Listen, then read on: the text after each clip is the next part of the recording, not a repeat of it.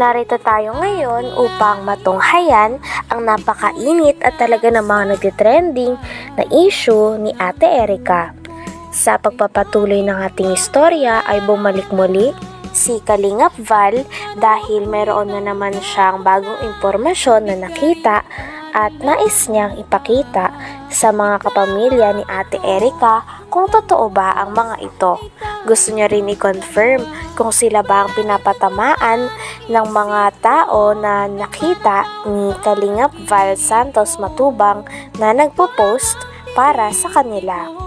Sa isang post nga ay talagang binantaan ang tita ni Ate Erica na ipapakulong siya kaya dapat daw make sure na meron daw siyang ebidensya. Babaeng ito? Para magklaro ko lang. Apo, siya po yan. Ano ito? Apo, yung stories na sinasabi siya. Kasi may minsay din sa iyo. May minsay sa social media na basa ko lang din. Ikaw ata ang pinatamaan dito. Nandyan din po yung mga text nila sa amin. Ito po yung dinidelete. Make sure na may ebidensya ka. At baka warrant of arrest ang darating sa iyo. Mark my word. Hindi man pala po. Kayo ang sumira sa sarili ninyong pamilya at buhay. We'll see you in the court. Baka sasablay, maubos yung ipin mo. Maubos yung ipin mo. Ha? Papagunot na nga ako, kuya. Para gugutay ngayon. Baka malunok mo yan. God bless and see you in the court. Naku, delikado ka. Panindigan mo lahat ng sinabi mo, ha? Gather some evidence, yung totoo kasi pag hindi kayo ang... Sabi pa nga sa post na ito ay mukha daw pera ang pamilya ni Ate Erica. Talagang kailangan daw nila ng patunay at mga ebidensya dahil nais silang kasuhan ng tao na ito at baka humantong pa nga sa korte. Habang binabasa nga ni Kalingap Val Santos Matubang ang message na ito o post na ito sa tita ni Ate Erica at sa lolo niya ay talagang hindi nag-agree ang tita ni Ate Erica dahil marami ngang sinasabi doon at parang binabaliktad sila at sinasabihan pa sila na mukha daw silang pera. Kaya doon nagagalit ang pamilya ni Ate Erica sapagkat hindi daw sila binigyan ng pera ng mga e-lovers. Kaya naman salungat dito ang lolo ni Ate Erica. Mabanggit pangalan ko. Amy Torres. Sobra mo pakialaman na hindi nyo naman pera at buhay. Be ready for yourself. Nagpauto kasi kayo, yan, kayo din nagpapahiya sa korte. Nagpauto kasi kayo, yan, kayo din mapapahiya sa korte. Gagalit kayo kasi di namin kayo binigyan ng pera. Ano naman po ang kinagagalit po namin sa Kasi kanila. mukha kayong pera. Yun nga po Kahit yun. nakabigay kami ng ilang bisis, deny kayo ng deny. Ano yun? Wala kami Bigay na. Bumigay ng pera. Ha? Tay, lulubig, so may binsay sa'yo. Nabasa mo na ito? Di pa. You know? From Amy Tunyaka Tourist. Lulumigs, ano kaya yung topic natin dito? Di ba pera at ikaw ang may hawak? Yung pera, hindi si May. Ikaw may hawak? Wala akong pera hinahawakan dyan. Ha? Yan o.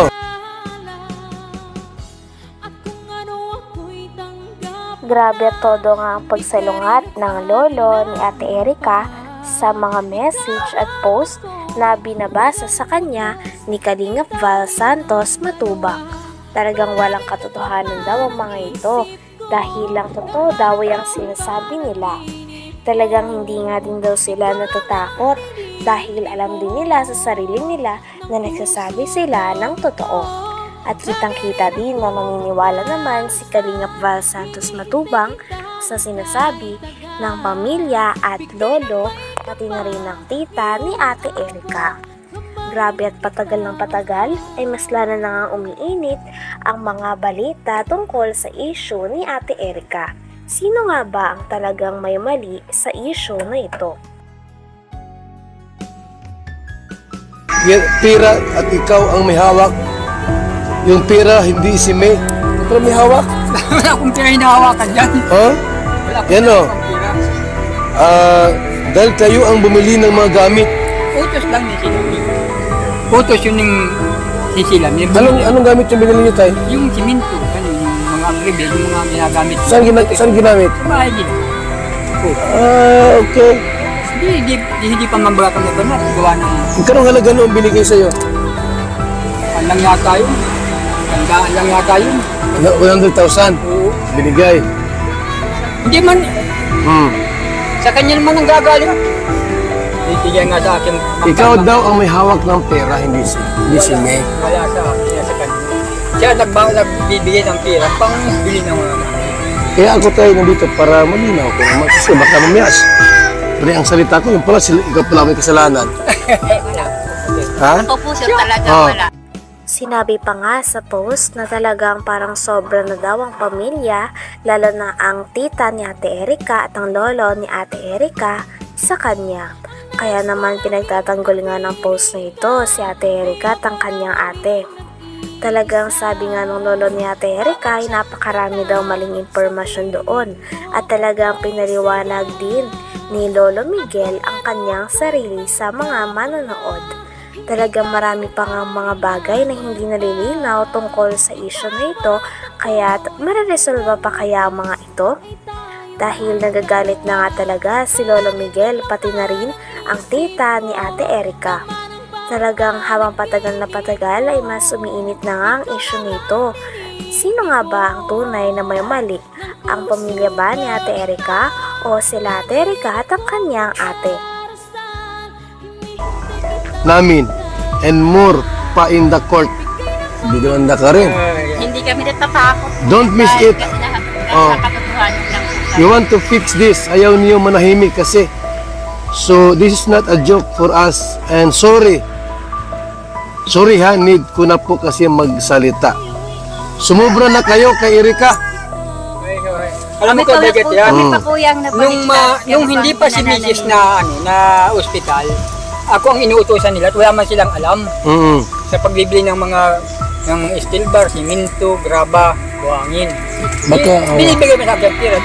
Ako na permit, simple ako nagkuhan sa sa hardware. Mm. Yun. At di simple, ako talagang nagbabayad sa hardware. Tapirma ako dun. Pero sa kanilang gagaling ang pera. Ganun. May prueba naman din po kami kung Mm. yung nga kanino ang pera. Kahit tiyahin ko kapag salita. Oh. So, sumubra na kayo kay Erika. Grabe at todo explain nga si Lolo Miguel sapagkat mali-mali daw ang mga sinasabi nila sa post na pinapatamaan sila.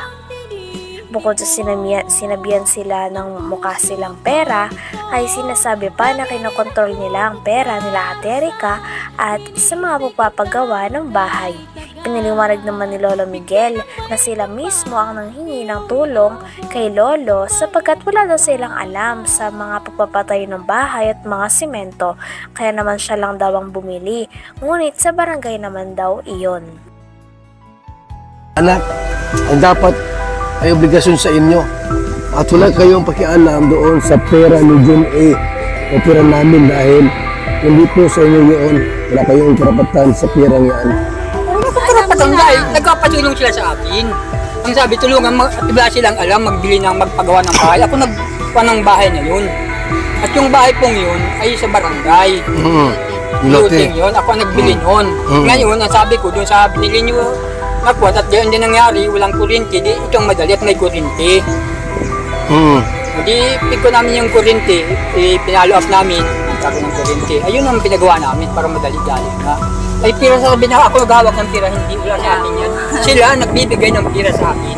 Na Na pambayad sa mga biyada. inutusan ka lang. Utos ka. Nga po, ginamit lang ako. Ay, kung alam ko lang ang kakaganyo, hindi ako masunod sa kanila.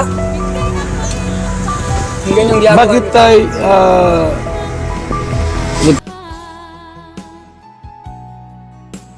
Hanggang dito na lamang muna ang ating napakainit, nagtitrending at talaga namang mas nakakaintriga na issue ni Ate Erika. Maraming salamat sa inyong panonood. Hanggang sa muli. Bye!